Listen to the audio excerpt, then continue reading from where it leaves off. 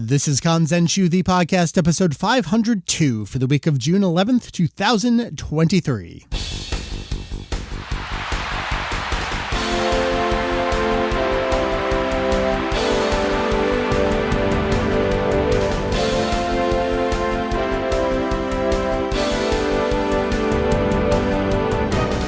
Well, hello, welcome back to Kanzenshuu, the podcast. An extension of the all-encompassing Dragon Ball fan site. Kanzenshuu. We cover anything and everything Dragon Ball in hopes of enlightening and a little bit of entertaining. A slightly delayed episode. Meant to record this, I think, last week. Then I was not so healthy last week. And then we were thinking about maybe let's record it last night. And Heath texts me and he's like, I don't think this is going to work. And I'm like, that's okay. I'm lying in bed with an ice pack on my face with a migraine. We're definitely not recording tonight. So here we are about a week and a day later to talk about Dragon Ball. My name is Mike. You may see me around as Vegito EX. Welcoming back to the show. It's also sort of his show as well. Last time on the show, Heath, you were here in person. You're not here in person anymore, though. Unfortunately, I am not. Sorry. I tried to make those arrangements, but the TSA had different things to say on that. So I was going to say, I don't think we have those flight costs built into the Patreon. That's okay. Well, welcome back. It's great to have you here, sir. It's great to be here and to see some handsome faces. On loan from a different podcast. Yeah. Hey, Ken. This is my first time being here since I joined We Got a Podcast. Yeah. How's that working out for you? Great. You know, I'm accepted for my solid state scouter opinions there. And oh, that's right. I banned you from the show, didn't I? Yes, you did. Yeah. I forgot. All right. Well, this will be your last appearance. Okay. It's great to have everyone here. We have a heck of an episode for you. We mentioned last time on the show that we were going to continue the Battle of Gods gravy train, I think is what I said. That doesn't make any sense whatsoever, but that is what we're doing. Last time we talked about the Battle of Gods is 10 years old, which is wild. So we took a look back at the original film from 2013. This time here on the show, the three of us have been flown down to talk about the Dragon Ball Super manga adaptation of Battle of Gods. Not just the Dragon Ball Super adaptation of Battle of Gods. We're talking about the Dragon Ball SD manga adaptation of Battle of Gods. Not just that. We're talking about Victory Mission in Battle of Gods. Battle of Gods has been, I don't want to say adapted several times. I guess it's been adapted twice in manga form. One's not a complete, both aren't complete versions of Battle of Gods, I guess. And then Battle of Gods appeared as a side, not even a full page chapter. It was like a half page bonus cameo appearance for a different manga. We're going to look at everything the Battle of Gods has to offer in manga form. Now, Heath, a long time ago, I didn't dig up the exact episode number, but we actually did this episode before. And there have only been, I think this will make the second time that we've redone a topic. Once was, I think we accidentally reviewed the Trunks TV special twice. But the second time, I think, was with Jeff when we were going through the manga review, and it made sense to do so. I think that was unintentional. This is an intentional redo of a topic where we're going to re-review the Battle of Gods portion of the Dragon Ball Super manga. And then, as I mentioned, we didn't actually review any more of the Super manga until we got to the manga original content. So there's a possibility for us here to kind of start at the beginning, back in the lost episodes, the lost chapters of the Dragon Ball Super manga, and possibly make our way forward in history again. We'll see where the future history takes us. But for now, it's Battle of Gods, manga time. We have a lot to cover, a lot of ground to cover. I'm very excited to do this because this was, as rewatching Battle of Gods, this was a wild ride going back to these early chapters. So without further ado, Heath and Ken, here we go. Before we get to the Dragon Ball Super manga, we're going to jump back in history to contemporary with the theatrical release of Battle of Gods, because it did appear in manga form a couple ways. We start here with Battle of Gods SD. Dragon Ball SD, this is a wild period for Dragon Ball manga. You're going to hear all about this. Naho Ooishi was kind of the thing in Dragon Ball spin-off manga.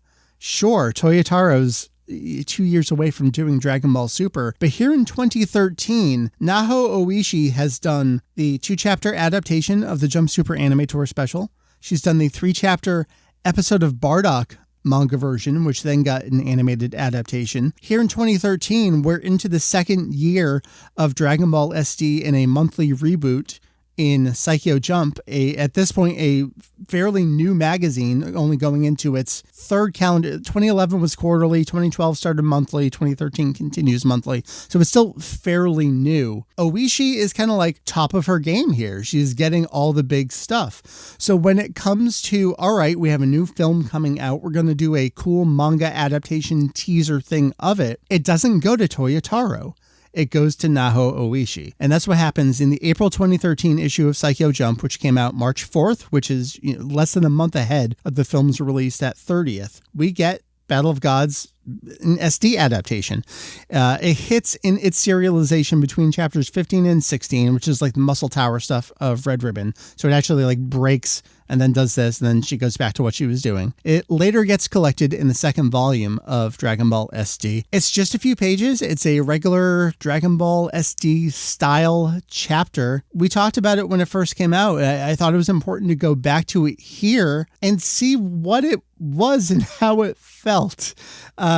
Ken, what was your impression checking out Battle of Gods SD here? I have not read a whole lot of SD, but I've always heard that it becomes increasingly more just kind of straight-faced a retelling as it goes. Yeah. And that's how I felt reading this. The thing that stood out to me the most was the self-referential, well, in Dragon Ball SD, I'm always 16 years old. Yeah. Which I actually did kind of enjoy because Vegeta says that like Bulma's always saying the same thing every year. Yeah, yeah. It kind of ties into the timeline, and Bulma's saying she's 38 when she's actually 45 in Battle of Gods, but that's how I'm minded with stuff like that. Yeah, yeah.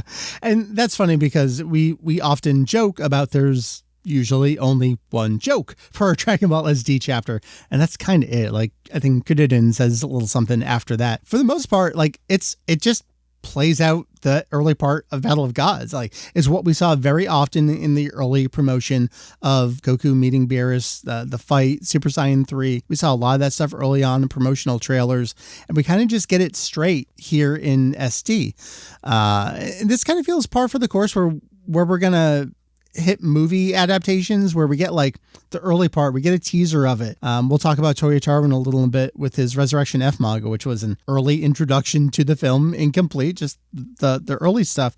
This seems to be like what they did back then was let's tell the early parts and hope you go see it in the theater. Heath, now that we're looking at your face too, we're all in our Dragon Ball rooms. I love this. It's kind of weird. Heath, how was it going back to kind of early Ooishi here? Not even early, like early mid-career, I guess. Yeah, it's really interesting to go back and actually take a look at that time period, because like you were talking about how she was basically, we're going to use her and propel her forward. Like, she is the franchise now. She's adapting all these things. And I know we've talked about it in the past, but it was just such a stark contrast to all of a sudden, okay, we're done with her and now we're going this route. And she's basically just left in the dust. So it's interesting to go back and see how she takes this material and adapts it, because, which I'm sure we'll get into in a little bit, about how different the two adaptations are when we compare them. And she took it, like she always does, kind of in her little direction of, I'm going to throw in some humor, which I always really enjoy, because a lot of it is so serious all the time. Her little interjections are just hilarious, especially she knows at this point in time, most of the people that are reading this or involved are doing it for a nostalgia reason. There's not a huge push for that new audience yet. We're kind of right at that point. And which, frankly, I think leads to we're going in this direction. I think it'd be interesting to see all the background behind that of what's that conversation like. Just speaking of the new audience, again, so Saikyo Jump is still a relatively new magazine at this point. And every time I mention something about Saikyo Jump, I talk about its demographics, how it's primarily elementary school kids. I think that's like a full 50% of its readership. The point of that magazine is to indoctrinate a new audience. Like, they're very clear and upfront about what the point of this is we need new blood. We want them to get into this series, into these characters, to love these characters and bring their parents to the theater. And that's the very clear, again, upfront, transparent point of this little side chapter that we get. And I don't know if it really does its job, but it's certainly introducing the idea that there's a Dragon Ball film to this audience that's maybe been reading SD for, a little over a year at this point. Like, oh yeah, I know this Goku guy. Okay, he's older. Yeah, let me go check out the latest thing. Hey, Mom, Dad, can you take me to the movie? I don't know that there's a whole hell of a lot else to say about it. Like, it's pretty straight and just that's that scene. Yep. And it's very short. It's straightforward. And it pretty much ends with, hey, there's a movie coming. Yeah. Here's your preview. It's very colorful. It is. I enjoyed it. Was SD always in full color like that? It was, yeah. Every single chapter was always printed in full color. SD started with Saikyo Jump from the start. They did those 4 quarterly. They started over. And even when other series in the magazine are on the kind of like old Weekly Jump style newsprint pages, SD was always glossy full color. So it's kind of like a real premium kind of weird thing in that magazine. It is, but it's also made it really weird why they don't keep up with some of, the individual releases as much with the collected volumes. Well, it's like every 2 years now. Yeah. But it also made it really easy for them to transition that onto YouTube. Yeah. And that's what SD is these days. It's not in the magazine. Once they did the big refresh in 2021 fall that year, they took a few months off and SD left the magazine. It had been there for basically 10 years.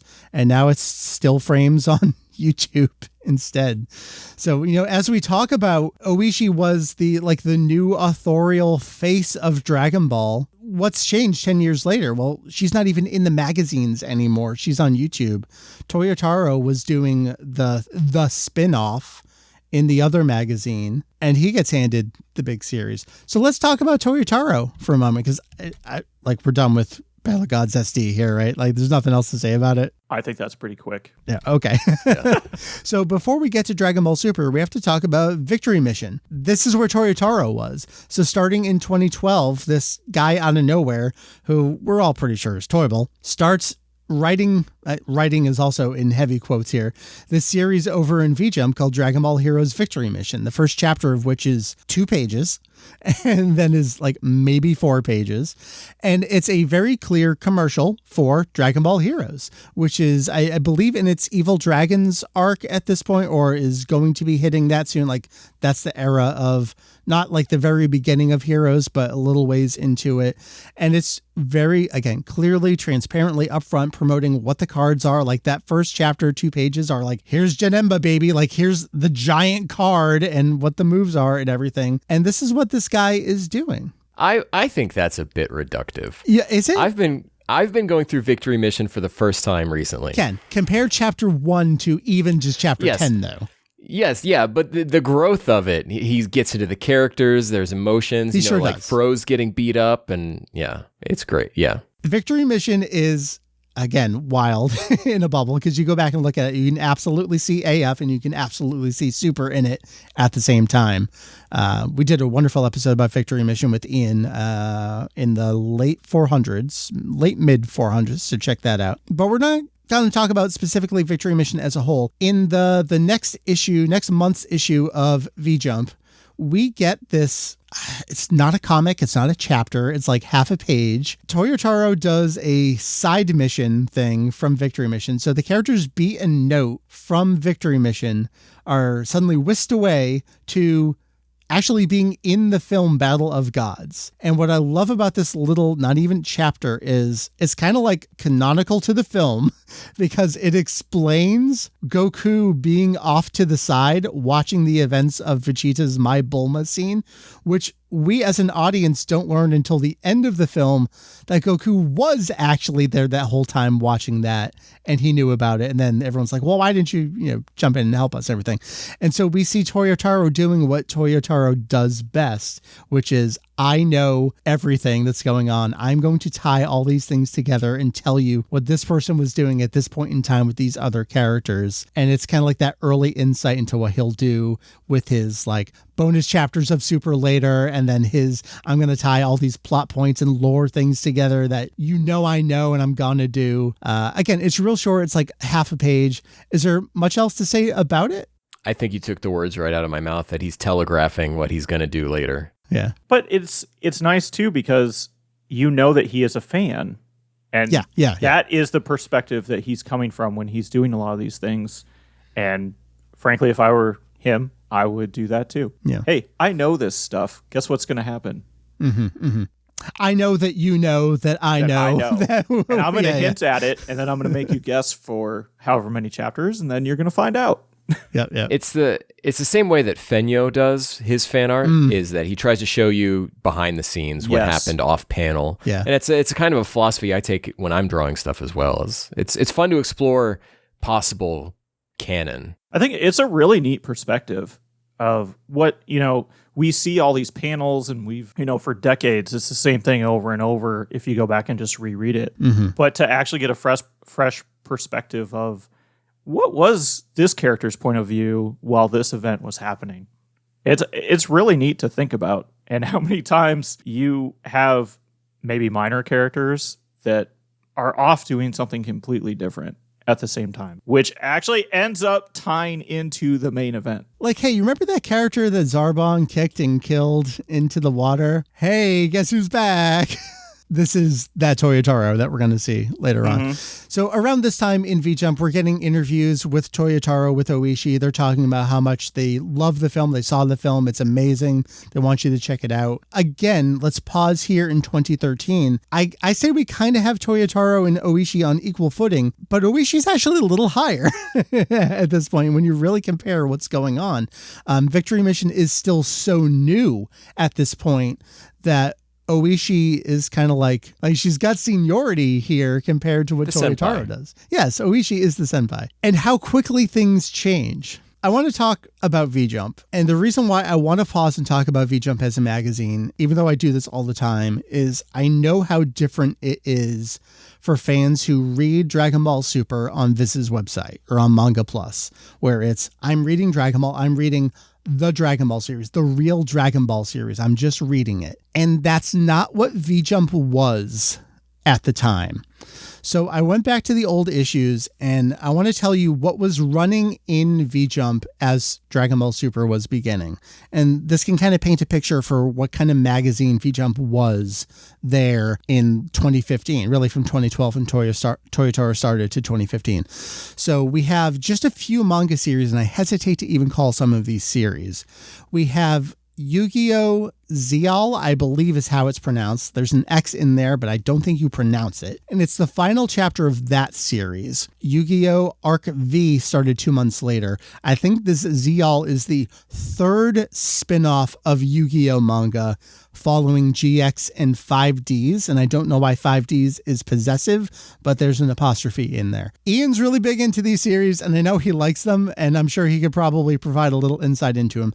But here for Yu-Gi-Oh! We're on the third Yu-Gi-Oh! Spin-off manga when Dragon Ball Super is beginning. We have a couple Dragon Quest series. We have Dragon Quest Soten no Sora, which is a Dragon Quest X specific spin-off manga. And it's chapter 31 of this series.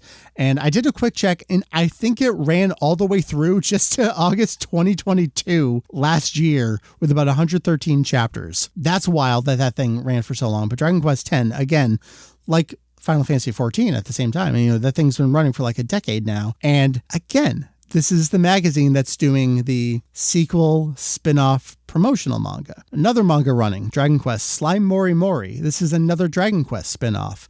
It was chapter 141 of this series. You may know Slime Mori Mori as Rocket Slime. I believe it was the second game that we actually got localized over here in America on DS or 3DS. I forget where it was at that point. There's another manga that, again, I hesitate to call a manga, called Inu Mayuke de Iko, which I guess is something like Let's Go with Dog Mayuke. There's probably a better translation of there. There's the dog and we're going. This is chapter 257 of the series because it's been going since monthly V-Jump started in 1994. Holy crap. It's 6 pages up from the original 4 pages. Kind of slice of life about what the author is doing, watching, playing. That's a big commitment.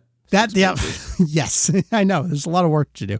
This chapter was about playing Girls Mode 3 on 3DS, which we actually did get localized. These are those style savvy games, so this was style savvy fashion forward. There's another manga called ZX Zillions of Enemy X, which ran from 2012 to 2016. It was chapter 32 of this. This is a manga based on a trading card game. And then finally, at the very back of the magazine, we call them these backup comics. They're like they're not promotional. They're kind of like Inside Baseball. They're about the magazine and the editors and what's happening in the world of like Shueisha and things. This was Victory Uchida's Road Toward President, I believe it's called. Yuji Kasai, who these days is doing the Super Dragon Ball Heroes Avatars manga over in Psycho Jump. So I just described a lot of very clear, again, promotional manga. They are meant to advertise ongoing games, things like Dragon Quest X, ongoing franchises, keep them alive in their later years, their sequel years, their Twilight years. Again, this is like the third spin-off sequel manga for Yu-Gi-Oh! And it's going to have more after it. We get a thing about a dog. We get a thing about an author playing DS games. We get a thing about a trading card game. I mean, it's definitely the intent of the magazine. Promote video games. Yes. Whereas Weekly Shonen Jump is more of your anthologies. This is where it all starts. Now we're backing it up in V-Jump. Well, that's the thing. Weekly Shonen Jump is a manga anthology. Yes. V-Jump is not a manga magazine.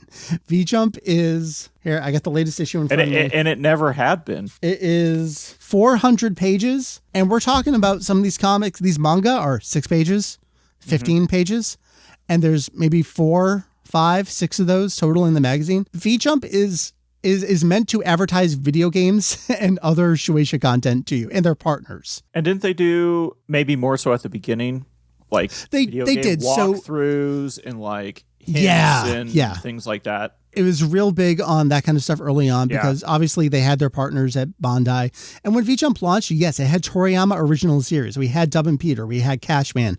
That was also, we're launching a new manga and we can capitalize and have Toriyama, who is at the top of his game at that time and still doing, like that was concurrent with Dragon Ball that he was doing that stuff. That's not what V-Jump later kind of like, I don't want to say became, but just kind of like steamrolled itself into. And so I still see this and I still take a lot of flack for this, where I called Dragon Ball Super a promotional manga at the beginning.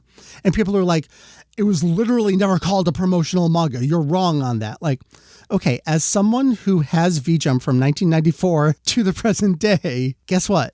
It was a promotional manga. That's all that ran. That's the point of the magazine. Now, there's a lot to be said for what Super as a manga became and what V-Jump is these days. Ken, you're an avid reader of Boruto. Yes. Yeah, I'm caught up. Current. V-Jump these days has Dragon Ball Super and has Boruto. Boruto is kind of a refugee from Weekly Shonen Jump, where it wasn't a weekly series. It was a monthly series, I believe, the whole time. I believe so, okay. Yeah. And it got shifted over there. Yeah. They've very clearly, with the way that Super evolved as a manga, grew in page count for sure. We're going to talk about the page count in a minute when we get to the Battle of God stuff. I know this is a lot of setup, but I feel like this is imperative to understand what the Battle of Gods portion of the Super manga is. V-Jump has changed. I would still never call V-Jump a manga magazine, but when you have 45 pages of Dragon Ball Super and you have however long the Boruto manga is, as well as two kind of like flagship manga series now, yes, that are monthly, and it makes sense for them to be in a monthly magazine. It's a different look. It's a different pitch than V-Jump was in 2015. And it's just weird when you've actually followed it the whole way. That transition, I mean, it was largely heavily driven by Dragon Ball Super. It absolutely was. And that's the crazy thing to see along the way is how clear it was from the start that they had no idea what they wanted to do with it, and how they started getting an idea and they just kind of rolled with it. Well, and when it first started, we had the conversation of, well, is this going to be a monthly thing, or is this just they're doing a little bit and then they're going to stop and then they're going to start Victory Mission back up? Nobody knew what was going to happen. It was so weird because we'd never been in this territory before. If anything was going to be serialized, it wasn't going to be in V-Jump because we already had Psycho Jump going. We had, previously we had Weekly Shonen Jump, but we didn't ever have a regular, sort of serialization within V-Jump for anything Dragon Ball related. Heath, we did. To a degree. We did. We had Dragon Ball Heroes Victory Mission.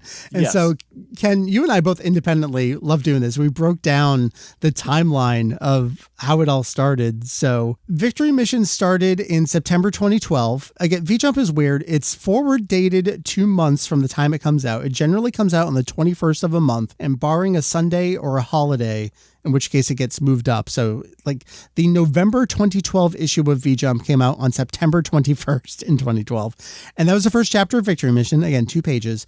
Victory Mission ran for 28 regular monthly chapters all the way to December 2014 in the February 2015 issue. The last chapter was a little weird because it wasn't printed in the magazine. It was V-Jump Plus digital bonus very weird situation. So this thing was running, and this was the first real, like to your point, Heath, Dragon Ball series in V-Jump ever. There had been things. We had Episode of Bardock, which was limited. It was 3 chapters.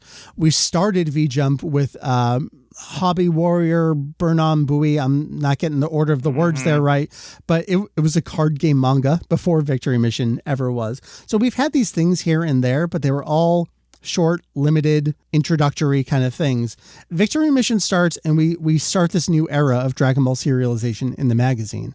And again, to your point, we thought we were going back to Victory Mission because Shueisha and Toei had no idea what the goddamn hell they were doing with Battle of Gods to Resurrection F to announcing a TV series that didn't exist even in anyone's imagination at that point. That whole period was just complete chaos. It was, we're going to do this movie, and then, oh my God, what just happened? Everybody loves it. We need more. What was the site traffic like back then when people were, because the audience was frantically trying to figure it out, as well as you guys were. Yeah. 2013 was a big time for the site. Well, we were also only a year out from having fused Kanzenshuu into itself. So, we were still riding, the highs of the excitement there. It's like we knew it was coming. It was just great timing. I mean, a little birdie told us, and we're like, yeah, we should. No, we had no idea. It was December 2014. Victory Mission ends because he's going to take a month off. And then in February 2015, for 3 issues of V-Jump, Toyotaro is going to do an introductory manga adaptation of Resurrection F, similar to Battle of Gods SD, where it's not going to be the whole movie. It starts basically at the beginning, though, and for those 3 chapters, he kind of gets up through Frieza's resurrection. It's a significant portion of the early movie there. Yeah, he condenses it pretty well, covering all of that material. Yeah, it's like a pretty straight adaptation of that movie. Toyotaro really seemed to think that he was going to get back to Victory Mission, because when Victory Mission went on hiatus, it was basically called that, a hiatus. Like, we're going to come back to it. And it seemed to be like, oh, Resurrection F is the break, and then, we'll come back and continue Victory Mission. That never happened. He did get a final 29th chapter in the Hero's 5th anniversary kind of guidebook. But Victory Mission shoved aside because, hey, you got to do Super. So again, December, Victory Mission ends. January, he's off. February, March, April, he's doing Resurrection F. May, he's off. And he's back in June with Super. Like, there's not a whole lot of time from 2012 to the present that Toyotaro hasn't been doing Dragon Ball. He got his first real vacation before the superhero arc started that he's had since 2012. This dude's just been trucking along this whole time. He hasn't earned the right, like Oda, to take one every few years yet. But I'm sure Toriyama's right there telling him, hey, I live this, buddy. I know how this feels. I have a couple more things I want to do before we actually get into the content. I know this is like crazy. Like, you're supposed to be reviewing the manga, but all of this stuff it was fascinating at the time. And I think it's equally fascinating kind of like running through history again, looking back at how this all came to be. I want to run through just like the initial announcements of how all this went down. Because if you don't remember, Dragon Ball Super was a clusterfuck from the literal beginning. So the TV series gets announced via a press release in late April 2015. And then the July 2015 issue of V-Jump, which was released in May, so only a month later, announces a forthcoming manga adaptation of the series where Victory Uchida, who we've talked about a lot, who's the editor of the Dragon Ball Super manga, works there at Shueisha at V-Jump. He says the latest TV animation was suddenly announced. It was a victory surprise, even for me. He's not wrong there. What on earth will the story be? It's such a mystery. There's no doubt it'll exceed everyone's expectations. So even here, talking about what's going on, they're focused on the TV series. Now, at the same time, Natalie, which is a Japanese kind of pop culture news site, runs a story talking about the manga adaptation. New series is coming, is receiving a comicalized serialization, which is set to start June 20th, be written by Toyotaro, who worked on the Reset Time Revival of F, Resurrection F movie in this magazine. All right, it's happening. It's coming. Okay. The August 2015 issue of V-Jump, which is released in June, has a bunch of preview coverage, including comment from Toyotaro. And he says, getting to see a new Dragon Ball anime series every week makes me happy. With this comicalization, I want to make my own small contribution to the excitement. So everyone, please check out the manga too. He's so humble. He is. I probably misspoke a month here or there in all that stuff that I was just talking about. But again, to the point of early Supers, development and promotion, everything was about the TV series. It was announced first and foremost as a TV series. And we get told about this comicalization. That's specifically the phrase they're using here, where it's not on the same level of the TV series. It is secondary to. And even in Toyotaro's own comment, he's talking about building excitement for the TV series. It's worth mentioning here, we'll talk about the timeline again, that when we get to the end of Battle of Gods, we skip Resurrection F, which if you're playing along at home, you understand is because in the same magazine months before, he had just done like a third of Resurrection F in manga form. So it made sense for the time. It really stinks kind of retroactively going back trying to read the manga as a whole, but we'll talk about that too. At this point in time, they announce Toyotaro Sensei tears it up in V-Jump, charging on ahead to the TV anime. The Champa arc starts up. You'll be able to read what's up ahead for the TV show in the manga running in V-Jump. What's the goal of the unknown entity Champa? This is all highlighted with a splash that says, speeding up the excitement of the TV anime even more. Check out this completely new Dragon Ball manga series. Gentlemen, we have arrived here at June 20th, 2015 with Dragon Ball Super, which has been announced as a television series. It is first and foremost a television series. The first thing we get is chapter 1 of the Dragon Ball Super manga. I just think it's amazing how much of a transition the manga makes right here and how shocking it actually was at the time, where we go from, hey, we're going to stop Victory Mission, go on hiatus here for a little bit. Here's some 3 chapters. Also, he's not coming back. He's going to do this now, even though you thought he was. Let's go. Like, it's just, you can, looking back at it, just see the scrambling of what can we do? How can we promote this? Oh, we have this manga artist over here that we can throw in and he'll do whatever we tell him. Yeah. I mean, this is his dream job. This is what he wants to do.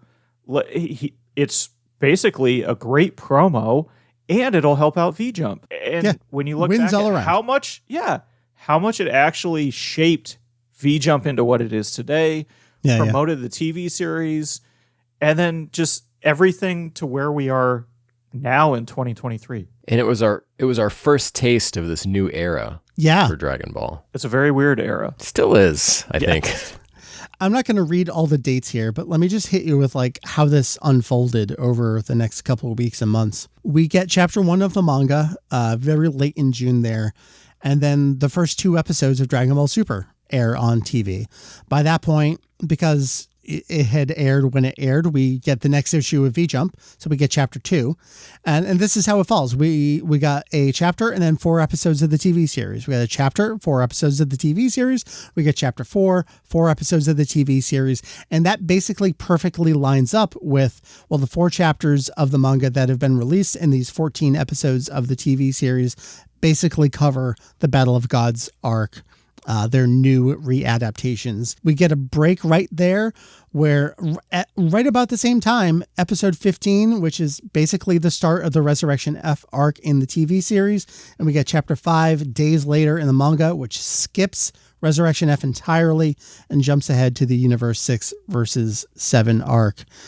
So they are concurrent with each other, and the manga starts ahead and then quickly loses that pace and then regains it ahead by skipping an arc. And it's so weird to look back at, when you're used to a syndicated TV show and then that is based on something that is weekly.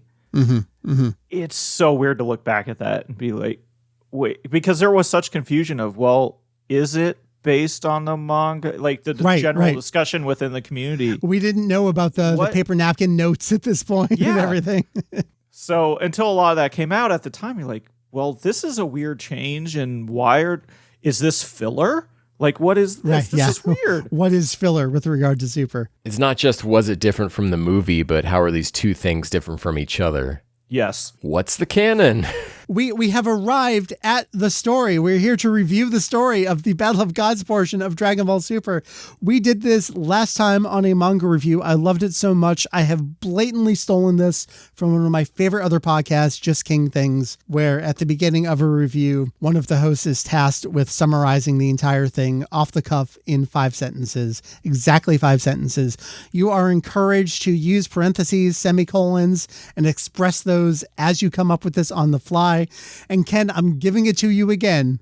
Oh no, I thought it was free this time. No, I knew that you thought that you would be free. So of course. I have to go to the bathroom, so I'll be right back. Good luck, Ken. Ken, you have 5 sentences. The 5-sentence summary, trademark Just King Things here, of the Battle of Gods manga arc. It has been some time since Goku and friends defeated Majin Buu, Goku is living a peaceful life, as are most people. I don't think that's how a comma works, but maybe a semicolon. I'll give it to you. Choose your punctuation. Beerus and Whis are introduced in a rather unsatisfactory manner, and the mystery of the Super Saiyan God is revealed. Okay, that's 2. Right, I'm at 2. Shit. Okay. Goku fights Beerus on Kaio's planet, but Beerus is unimpressed and leaves for Earth. Okay, I think I can do this. While everything else is going on, Beerus' brother, Shempa, is traveling across the universe searching for giant wishing balls, which are mistaken for Namekian Dragon Balls when overheard in a conversation. Period. I got 1 sentence to tie this all back together. Sure do. After a major jump in the plot of the movie and of the TV show, the remainder of the Battle of Gods arc is wrapped up pretty straightforwardly. Period.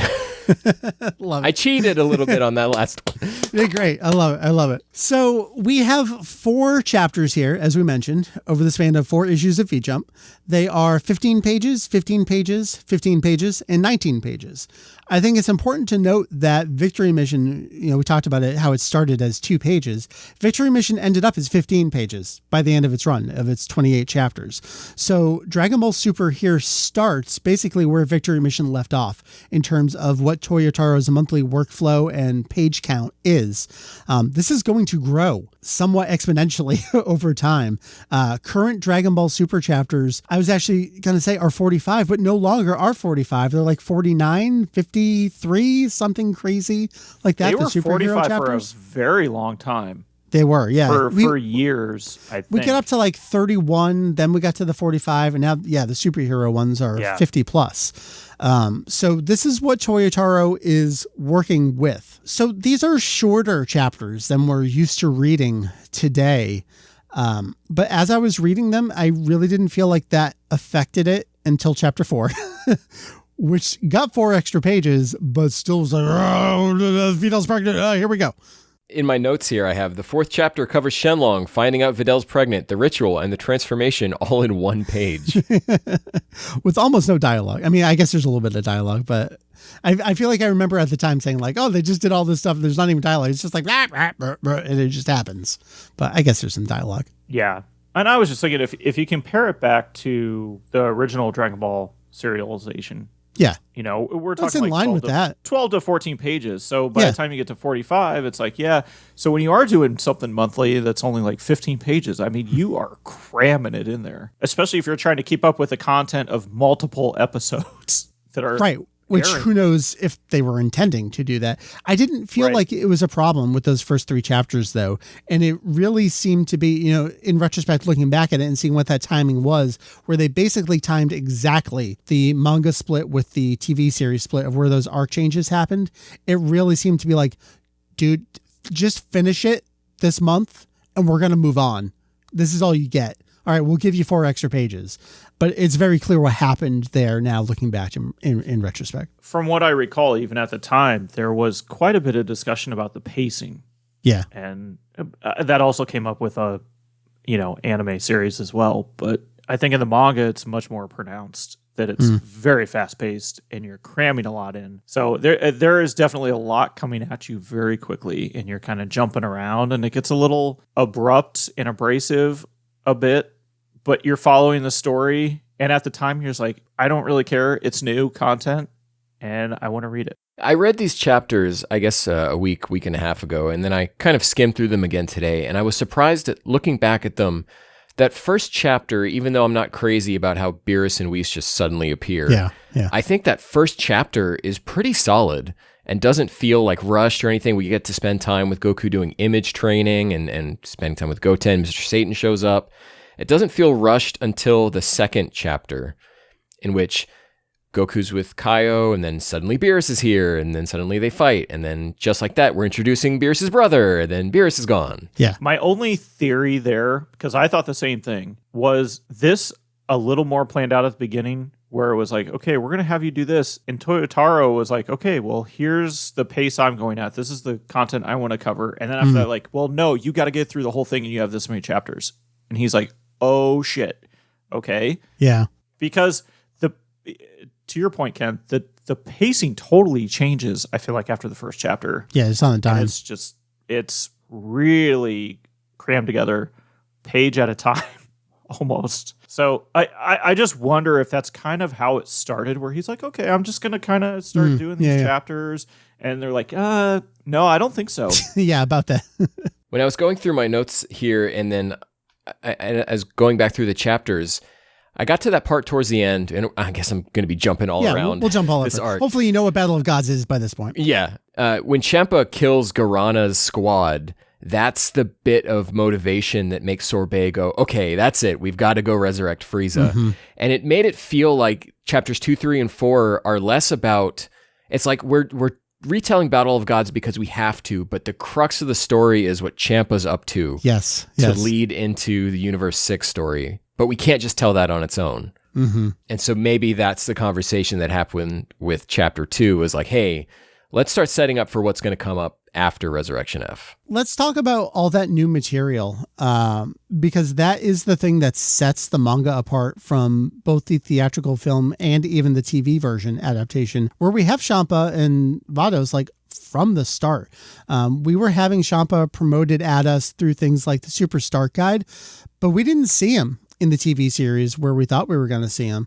It was in the manga here where we got that stuff. The looking back through the crystal ball. I love that scene. I think that's amazing where Champa shows up. Although I think back to that first trailer, there's a scene animated in that original Dragon Ball Super trailer that was never in the TV series. And I think that's actually one of these scenes. No, was it Champa talking with Beerus? I'd have to go back and fact check that, but tickling the back of my brain somewhere. But perhaps that just speaks to the overall like lack of planning, and who knows what stories we're going to cover at what point. Just going back to the new material, that's what I really enjoyed about reading these 4 Rush chapters here, was seeing something new and different. And what I kind of hoped, and I think this is what set the expectation for that, what I hoped the TV series was going to do was not just retell Battle of Gods, but worse, was introduce some of this, what will be super material at that point in time. And it just didn't over in the TV series. Instead, we got weird dragon key battles that were going to destroy the universe. Yeah. Well, I actually forgot. We did get that line here in the manga. We're like, if this continues, they're going to destroy the universe. So I guess that was on the notes, was that the punches were strong enough to do that. But yeah, there was stuff.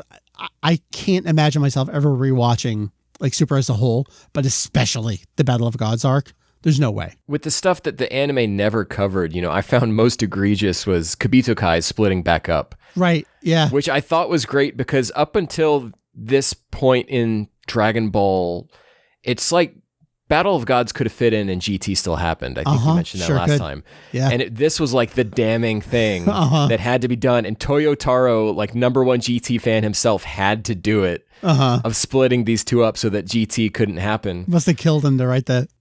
But that line it's just a throwaway line in the anime of like, oh, well, we got tired of being together, so we split up or however it handles. We also have a problem, again, just talking about multiple adaptations here, where the Super TV series never actually addresses Pilaf gang becoming children, but the manga does in the bonus chapter. Like the manga didn't either, but it addresses it in that bonus chapter of why they got that way. But also, they're not even in the manga here. Yeah, that's what they're not in the group shots or anything. Yeah, such a pivotal role in this arc, and they're not even there. But it's also, things are crammed in there, like we talked about. Was there something that they said, "Hey, we got to cut this"? Well, that's the B plot, the C plot, maybe. Like that's the thing you cut. I think it would have been great if they just threw them in some panels, like in the background. You can see them sneaking around or something. And, ooh, wonder what's going on there. Because at this point, you've already seen the movie. Now you've got concurrently running manga and anime, which have already deviated from the movie. I remember thinking back on this whole thing and how weird it actually was when it started. And then we need a train episode. That's what we're missing. Vegeta and trains. Family fun. This is a family fun show, Mike. Did I say otherwise? Ken, you had something there. Yeah, I was going to ask. And then I remembered while Heath was talking, I was going to say, like, were Pilaf and the crew even in the anime? Like, in the Resurrection F stuff? And I'm like, oh, yeah, they're at the very beginning of it. They're the whole reason that Dragon Balls are available for Frieza to be wished back. And I just totally forgotten about that. It's weird for someone like me who likes his things orderly and, in a certain presentation. Once you give me that, I want it the whole way. And when you look back at Dragon Ball Super as an entire chronological manga adaptation, the skipping around, hey, we're just going to jump this. We didn't really finish it, but it's covered over here in this other medium, so we don't need to. And then you go back and you're like, here's 42 volumes of the original manga. Read this. But when you go back to Dragon Ball Super, it's like, if you weren't there and you don't really know the backstory of what's going on, it's so confusing. It's like, here's this 4-chapter arc, then we skip a bunch of stuff, and here's this. And you're like, how did we end up here? There's kind of like a couple points to jump off there. One is, I feel like they made the best decision they could make at the time for what the situation was at the time. And like you said, though, like, unfortunately, that doesn't work for history anymore. Like, it's impossible. All of this surrounding context for like how it was made and what it ends up being takes priority for our conversation over the actual content of these chapters here. And I think part of that is just, we've talked about Battle of Gods itself so many times. What is there to say about the story anymore? This is like an abbreviated version of that story. So there's kind of nothing to say. But I also think like the Battle of Gods portion was so unique in that until Superhero, this was the only one of 4 films that got adapted in the super manga, Heath, to your point, where you have to skip all over the place. Because then they skipped the next movie because he sort of already did it. But that was in prior issues of this magazine that if you're in America, you're not reading anyway. You never got those. So I don't know how to handle that. And then we get to the Broly movie, which is a sequel to a TV series that ended and in the middle of a manga that keeps going, but they don't adapt it there until they kind of tell you some of its story in the middle of the next movie's, actual adaptation into the manga, which, by the way, also gets a 3-chapter prequel to itself in there. You sound like a crazy man trying to describe the Dragon Ball Super series beginning to end. And it's even crazier because Broly has been told 3 times now in different ways. It had a single panel of Vegeta and Goku fighting Broly. Then there was the bonus chapter where Goku's explaining everything to Merusu, I think. Yep. And then there's the more in-depth version in this latest superhero chapter. There's no perfect way to say start here at volume 1 of Dragon Ball Super and then you'll get to Moro eventually. Just hold out. Yes. Yeah. And I think that's what bugs me the most. But at the same time, it's just hard to, like you said, tell somebody, hey, if you want to enjoy this in manga form, start here and then you can read it. watch 2 movies, then start with chapter 5. I mean, you really almost have to give somebody a table and be like, okay, you start here, and then when you get to this point, you can either watch the TV series or go find this movie. And then you almost have to jump back and forth between different things. And I think that we've gotten away from that now because of where the manga is. But that whole beginning half of the series is just like a jumbled mess of chaos. It's really unfortunate. Again, for history's purposes of just going back and reading it. I do think that it probably made sense at the time.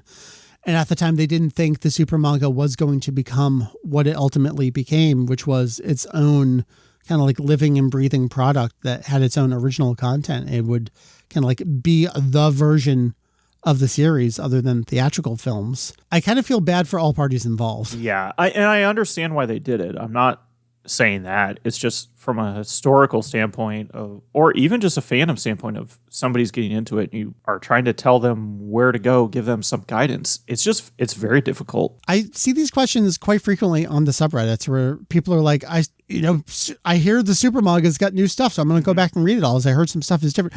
What is with this first volume? And you're like, well, here's insert entire conversation here. Let's just say Dragon Ball is very good at confusing its fans and making everything way more complicated than it really needs to be.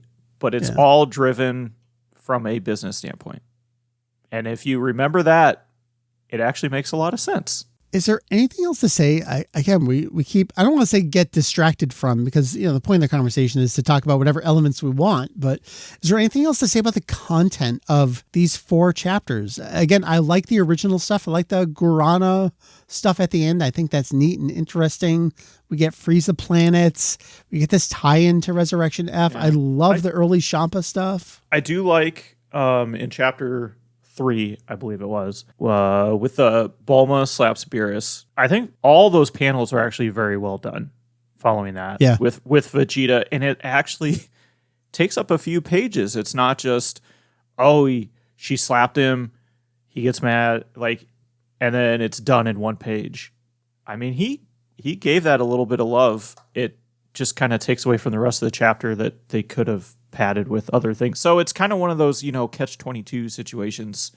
Do you fit more content in? Do you give this kind of the respect that he wanted to? Yeah.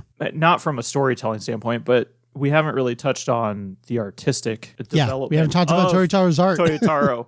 And there are definitely some panels in here that are just like, okay, I know where that panel came from, or what this is based on, and definition of the characters, their typical characteristics. It's still, to me, like he's just missing it slightly at times, like here and there. Anatomy things a little bit, but overall you can tell he's kind of at that point of, this just got thrown at me and I'm kind of going through the weeds here to figure out how can I make this look good. And I think that holds true for a lot of the legacy characters, but I honestly believe that no one draws Beerus better than Toyotaro. 100%. 100%. The way that Toyotaro just is able to go crazy with his facial expressions, and that because there's no here's how you draw Beerus ahead of this. And he could just do whatever he wants, and that ended up becoming the character. Mm-hmm. And I wonder how much he's around cats, because the stuff that Beerus will do with his nose and the twitches and the way he moves his, I mean, it's like he has to be studying cats. One thing about the art I want to pull up, I'm going to show it to y'all on the screen here, which is not going to make sense to any of the listeners, but it's the little vertical open mouth thing that he does. He does it with Goku and Goten a ton early on. It's like the cute little confused exclamation face. I like it, but he also does it a ton. It seems like an early crutch in the first chapter in particular. But he draws it well. So I don't know. I'm conflicted on it. Any other art stuff to touch on? I mean, I love the point about him drawing Beerus perfectly. I think that's great. There's got to be a comment from him somewhere about, I think he said he loves drawing Beerus too. Well, I think it's also worth noting that I don't think you really see it a lot in these early chapters, but a lot of original characters, background characters, he is a good artist. He is really good at some of that. And I understand this too. It's just very difficult to recreate established characters to make it look like you think they should, but also add your own flair and take on it, because you're never going to draw exactly the same. And I mean, he's got to live up to Toriyama. That's not an easy job. For anybody, which is one reason when, Naho Ooishi was doing it, it's just kind of like, oh, she's 100% doing her own take and going this way. Yeah. Mm-hmm. And so you don't see a lot of critiques for what she has done in comparison to Toyotaro, in large part because he is, and for the most part, mimicking the original manga in his own take. Yeah. The critiques you'll see for when she did Episode of Bardock, and you see it a lot for the Super Dragon Ball Hero stuff from Yoshitaka Nagayama, it's people not necessarily saying that, oh, this doesn't look like Toriyama. It's that, oh, I just don't like this style. Like, that's fair because it's their own flair, their own style, their own take on those characters. Toyotaro's job is to draw like Toriyama, though, very specifically. Which is unfortunate because you just open yourself up to it and there's not much you can do. We were talking about how this is the only other movie adaptation in the manga other than where we're at with Superhero right now. And we talked about how the Battle of Gods tie-in for Victory Mission showed you like behind the scenes of what's going on in the background. And we get that here. And it's like, this is what he does the best because he's doing it in Superhero right now. Where we got a whole 3-chapter prequel, and then we've got to see, Krillin tailing Hedo and Magenta and Carmine. And now we're starting to see like maybe he's putting another story thread in there about Trunks and Goten going after Piccolo with their Saiyaman X outfits. So there's, as that Victory Mission informed us about the Battle of Gods arc, the Battle of Gods arc is informing us about where Superhero could go with this fresh retelling. Yeah. What is this arc secretly going to be setting up for the next arc that we just haven't caught on yet? Yeah. When it's first announced, you're just like, oh my gosh, we're just doing another retelling again. But I always have to give him credit of throwing those things in there that really get you to take note and pay attention of, ooh, he's doing something a little different here. Let's see where this goes. So he does enough to really bring you in. Sometimes it's not enough. Sometimes it's over the top. But for the most part, at least it's there. It's not a straight up, well, you guys already saw this movie, I'm phoning it in. And I really do appreciate totally that. Could have been. Yes. Even though it seems like Shueisha and Toei expect you to have seen the movie before you read or anything here. I have one question for y'all before we, I think, take it over to the tweets. Would it be worth it for Toyotaro to go back and do a volume 1.5 of the Dragon Ball Super manga, which has a more fleshed out Battle of Gods and then those 3 Resurrection F chapters and let's say another 3 Resurrection F chapters? Would it be worth it, or do I think they would ever do it? Well, yeah, those are 2 different questions, right? And would Ken buy them? Well, yeah, there's an easy answer for that one. Yes, because I would. All right, they're not going to do it, but would it be? I to answer my own question, I think it would be helpful for like the ongoing legacy of Dragon Ball Super as a coherent series. I think it would also really complicate. Again, telling people, well, you got to find this 1.5 volume. Get the new one. That supplements this. And I would read it, and I'm sure it would be great, especially Resurrection F, which I felt was fleshed out in all the wrong ways in the anime. I think it would be great to see Toyotaro do some interesting stuff with that. Show me a more interesting side of that Gotenks and Ginyu interaction. The pieces are there. I'd love to see what he could do with them. I agree with that. I think from our perspective, which, isn't always the majority, but I would buy it. Is it absolutely necessary? I don't think so. It would be nice, at least for anyone that's only reading the manga, to just be like, okay, you can go grab this. Just make sure you grab 1.5 in between. Can you imagine saying that? Grab 1.5, put the Broly movie in between these 2 volumes, and we're good. That's what we were talking about before we knew how Granola was going to wrap up. Yeah. All right. We've talked a lot about Dragon Ball Super, its manga, Battle of Gods. We have a few tweet responses. I wish I remembered to tweet this out sooner than I did, but we ended up getting, I think, a good, 7 or 8 comments here, maybe. I'm going to read the first one and we'll kind of go round table here. Justin SD Hero says, Super ends up being so weird because it adapts some stuff and not others. And so you can't really read it without watching the show and movies. Generally, I like Super's takes on the material better, but you can't exactly just hand it to someone in lieu of watching Super. And that's the thing, is like you said Super a couple times there, and I don't know which version of Super you're talking about because that's the curse of Super, is which version are you talking about? Yeah, it's unfortunate to say that the anime is the only complete product until it's not anymore. Yeah. And that is the weirdest thing. Yeah. There's so many weird things. I feel like weird is the word of the night because it depends on what are you talking about? Is it this? And then how do you supplement one thing with the other to actually fit the entire continuity in? And where does one stop and one begin? How does Goku fight Hit? Yeah. Tell us, Mike. Anyway. Expose. Let's go around Heath and then Ken will just keep roundtabling these. This comes to us from DeFry. Does that sound good to everybody? Sure. Okay. Best part of Super was the family moments and the things we see outside of just battles and training. We see interactions between relationships, and that adds more depth, humanity to it. It was a good path to adapt to the adult audience that grew up with it. That's kind of a comment more about Super as a whole than necessarily the Battle of Gods arc. But as we're talking about here, whether it's the Champa material or the little nods that Toyotaro adds himself to these adaptations, yeah, that's the stuff that I appreciate rather than just like the straight version of it. TDC, The Devil's Corpse, says, serviceable for what the manga series was back then, but I don't think it would hold up as well on its own as it could without the film as context. The extended version of the film is better in pretty much every way.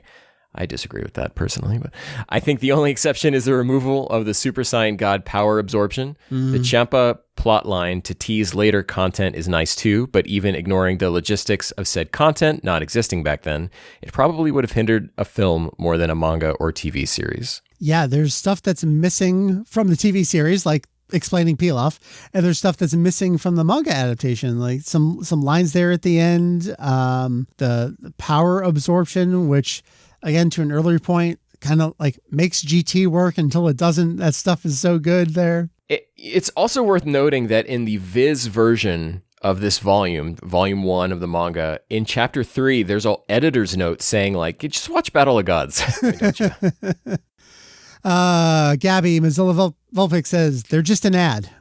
As in, like, these 4 chapters of Battle of Gods are just an advertisement for watching Battle of Gods, which it absolutely is 1000%. Hey, Mike, did you know this was a promotional manga? Yeah, someone told me that once. But you know what Doug told us? He said, I really like the differences in the approach. There's definitely a way to do it and not do it. And boy, did Toyotaro definitely do something, I'm assuming. He kept it fresh, but also not? Was that Doug enough? Did I do that? Do I need to do it in a TikTok? That was pretty good. You need more figures behind you. I do. They're over there. You can't really see that cabinet on that wall. So, Ken, everyone's been trying to get Doug to read the Super manga for years. Randy literally bought him a tablet to do so, and he hasn't done so. You were sending him 4 pages at a time until he stopped acknowledging you. Yes. So, yeah, Doug, and Randy are my partners on We Got a Podcast, and I can only confirm that Doug has read the first chapter of Battle of Gods. I've not personally made sure he looked at them with his eyes, but he gave me a thumbs up emoji showing that he read them. Yeah. But I do believe he read them when they came out back at the time, so I'll take him at his word that maybe he just has a poor memory about it. Really safe comment, but it actually kind of works at the same time, so you done well, Doug. Doug, you reviewed the Dragon Ball Super manga. We got you to do it. Nene, or Dugaref, says, it's interesting that DBS was a manga first before the anime came out, but only for a few weeks, LOL. Yeah, again, that time period of we're first, we're behind, we're ahead again, we're behind. And then Universe 6, it gets ahead again for like a couple episodes, I think, during the Piccolo fight, and then it falls behind again. And then there it will stay as the Future Trunks arc just kept going and going and going. And then it was years after the anime ended. We're still in the Tournament of Power. And then they're like, finish this. We're done with this. New material. Super seems to have that problem where tell Toyotaro to finish. And then they move on. One more comment here from Squeaky Luigi. It's a great name. It's not bad, but it's very short and overall unfulfilling in a way that I feel might turn away new readers that had already watched the movies / anime if it leaves them thinking the whole manga is like this. Yes, again. Amen. That's a big problem here is that people pick up volume 1 of the Super manga and go, what the hell is this? That's why it's our responsibility. Yes. to recommend this to people with a huge asterisk at the end of it. It gets better? Yeah, and that's the thing is that it's worth suffering through an uneasy beginning to get to where we're at nowadays, I think. So y'all, it has been 10 years since Battle of Gods, 8 years this upcoming week since this chapter hit the pages of V-Jump, hit our eyeballs. That does seem crazy. I just want to remind people that when chapter 1 came out, the title page, which was full color in V-Jump, we only got the black and white version over there in Viz, has a whole bunch of Dragon Balls on it. And I believe there's a 9-star Dragon Ball that fueled all sorts of theories, even more so than the, like, what was it, like the hit copy in the stands? Red Goku on a chocolate package. Yeah. Anything was possible back then. Yeah. 9-star Dragon Balls included. Anything is still possible. We ended up getting new Dragon Balls. Not a 9-star multiple Dragon new Ball, Dragon Balls. Yeah, Super Dragon Balls, the Cerulean Dragon Balls, I guess. It is wild to look back at these 4 chapters and see how far we've come and how far Dragon Ball as a franchise has come. V-Jump as a magazine has come. Toyotaro as an author, as an illustrator has come. And I continue to look forward to. I think we're kind of at a turning point for Dragon Ball Super, where we're spinning our wheels a little bit here with the superhero adaptation, and who knows what's going to come next. I hear their TV series is coming back any day, though. So, well, it started last month. Oh shit, I missed it. Sorry. Did you start the episode guide? Yeah, we'll get there. It is time to open your heart to Super Dragon Ball Heroes, the true future of the franchise. Look, I have all those volumes behind me. I have shelves of Psycho Jump. Do not talk to me about Super Dragon Ball Heroes manga. But that's good content. I'm one of 3 people buying it. I flip through it every month. Look, I got that Psycho Jump right here. On the episodes. I'm behind on those. Let's see what's happening this month. I got to find the chapter. As soon as reliable translators start doing the heavy lifting of translating Super Dragon Ball Heroes again, I'll tune in. Let's see. Vegeto's using a Keyblade on, is this Demigra? Yeah, it looks like Demigra has transformed. Oh, cool. Is Bardock still franchises? there? I don't know if Bardock's here. Let's see. Trunks, who I believe is Super Saiyan God, is slicing Cell. I love that now everybody's just Super Saiyan God. Yeah, like that's you get red hair. You get red hair. There's nice big 2-page spread. Cell just fired a giant blast. Trunks is slicing it back. Let's see. Because I have so many questions there. Like you go through the whole ritual thing to get Goku. Did they all get together one afternoon, have a few beers, and be like, "Let's make Vegeta. Let's do Trunks. Let's just." Well, hey, Heath, we know from Super that Vegeta achieved it through training. He did it on his own. I'm actually blanking on how Trunks got it. Did they do the ritual for him? Him? My version better. Just beers? Well, see, Heath, in the video game Dragon Ball Z Kakarot. Let's see. Last page here is, I think this is a one-armed future Gohan. There always has to be time travel involved. He just saved That Trunks. has to be a thing. So, giant space-time tournament still happening in Super Dragon Ball Heroes. Not to be confused with the space-time tournament from Dragon Ball Fusions. There's so much manga out there right now. Yes. And Mike is the only person on the planet following all of them, because I certainly am not. Following is in quotes, but I'm keeping up with that manga guide page there for, you want to know how many chapters and what that issue was and how much it cost? Yeah, you can go check out that manga guide page. That's for sure. What about that GT anime comic? Is that still going? That's still going. Yeah, let's see what we're up to here. All right. We got to look for the 5 color pages in this issue, and it's usually only colored pages far back in the magazine. Where is it this month? Because I see that at the local Kinokuniya, and it's always more expensive than everything else, so I choose not to buy it. Well, because it's in full color there. Okay, so remember that we started with the evil dragons, went to the end of the series, looped back around to the beginning of Dragon Ball GT. So now we have Super Saiyan 4 Goku versus giant golden gray ape baby. They are fighting. Oh, that's almost what killed Victory Mission. Oh no, that was Broly. Yeah, they're just fighting. It's just those two going at it. They need to bring baby back. Dragon Ball Super. I mean, that's what Victory Mission and Heroes was doing. They're like, baby this character, baby that character. I mean, merge if the them Red all Ribbon together. Army can come back. All right, we talked about Battle of Gods. We talked about a whole bunch of stuff here. This is episode 502 of Kanzenshuu, the podcast. At this point, I'm just literally flipping through Psycho Jump and telling you what's in the issue. We should end the episode. Ken, I'm going to go over to you. Again, on loan from We Got a Podcast. I will say, however, I had Doug on my show first. I had Randy on my show first. And I had you on my show first. So y'all started here. Wonderful. And then left and made a great show on your own. And I listen to it every time, too. Thank you. So what's up when we get a pod? We have just started reviewing Dragon Ball GT. I think Randy calls it the retrospective of auspiciosity, which shares some initials with another show about reviewing GT. Interesting. On a certain podcast. Yeah. Episodes 1 through 5, that episode comes out on the 14th of June, 2023. Yeah, so this week you actually get a couple. I've been desperately trying to arrange it so we can at least have like every other week where our shows are coming out. So there's like a weekly, some kind of podcast content. But as we were talking a little bit beforehand, sickness knocked that off schedule for me. Allergies, man. No, I went out into public and saw people and caught every disease known to man. So don't do that. No, that was a mistake. I'm sitting here in my basement again for the rest of 2023. Can we get a pod where all great podcasts are found? Yes, and now on YouTube, video version. So if you want to see all of Doug's 3 Super Yixing Long figures and a whole mess of other stuff that he purchases, definitely check that out. And his bathroom. Yes, which one day we won't be able to see it anymore, and then we'll know he's in trouble. Oh, you know how Mike is going to like die when all the V-Jump and Psycho Jump fall on him? Yeah. Mm-hmm. Same thing's going to happen to Doug. It's going to be figures. Last thing he sees before he dies, one star. It'll be glorious. I'm sure it'll be absolutely glorious. What a way to go. We'll host an intervention soon. But I feel like we've tried several times, but then we just end up enabling each other. How many bootleg super figures are you at now? I got 2 more coming. Every time I send Mike a picture of a new figure that I got, he's like, "Oh, I bet I can get that one," and then he gets a knockoff version. I only did that once because I wanted to see what the process was like.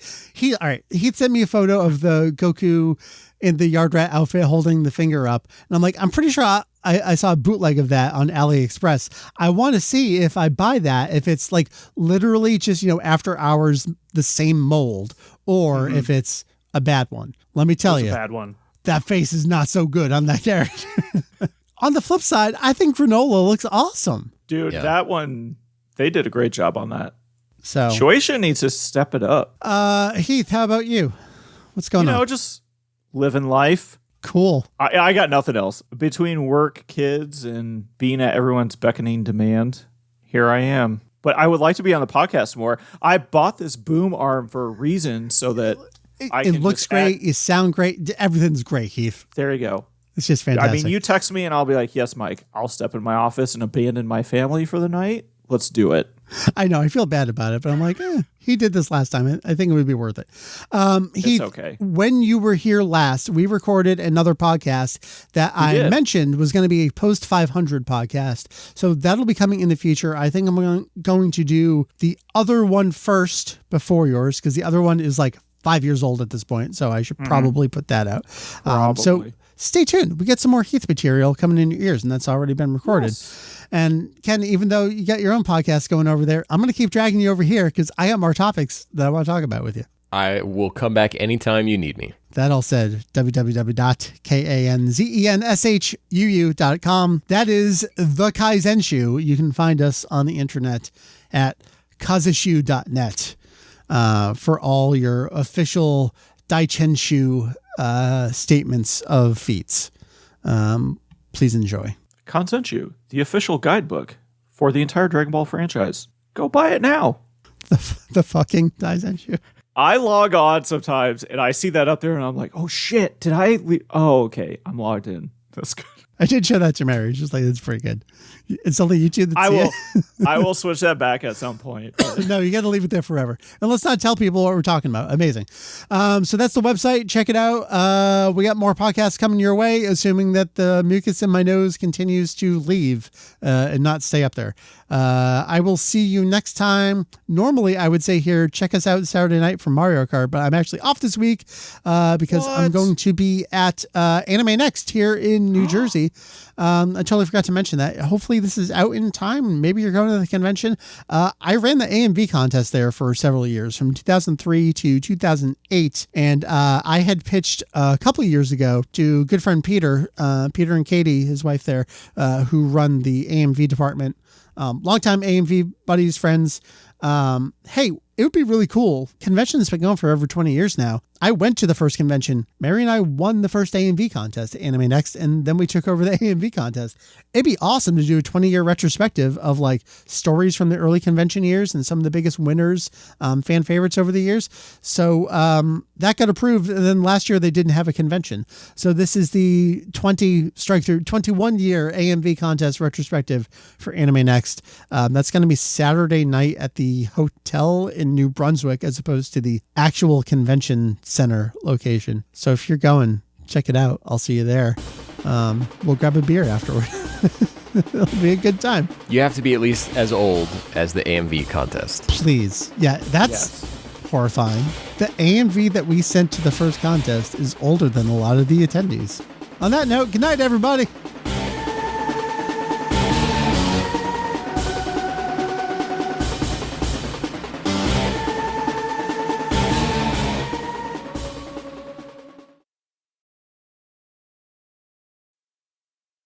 I mean, we can make this ultimate uncut. I can start saying some stuff. There we go.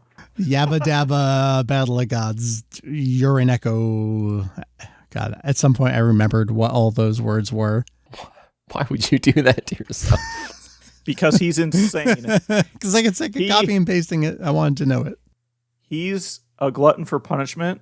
It was like Yaranochi. All right, never mind. Don't do it.